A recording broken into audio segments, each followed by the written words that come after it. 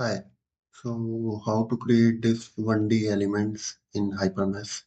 Basically, there is a new feature called line mesh where we can just mesh a line to create multiple 1D elements. So just go on line mesh and just select one line here.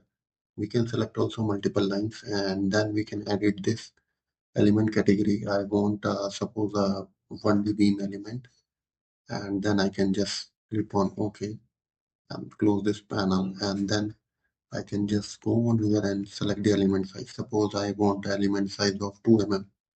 So I will just press 2 here and then just select OK. So you can see here uh, if I can just go on here and select its text element. So there are 10 elements of C-beam have been created. Similarly, if I will choose this line now, and if I don't want to give the element size, instead I want to give the number of elements I want in this line. Suppose, so I will give this element density. Suppose I want 20 elements in this line. Just click on this and just on here. This will create me 20 CVM elements. Even I don't have a line. Suppose I have 2 points. So just let me quickly create two nodes here.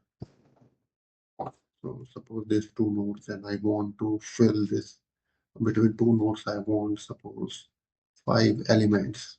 What I can do here is I can just go on here and see line mesh.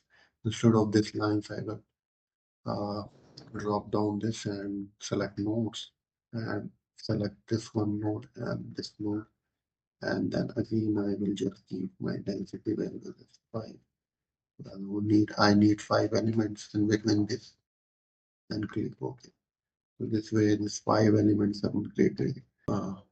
It's a great way to match the lines and create 1D element between two nodes or multiple nodes. Thank you. Have a great day. Bye.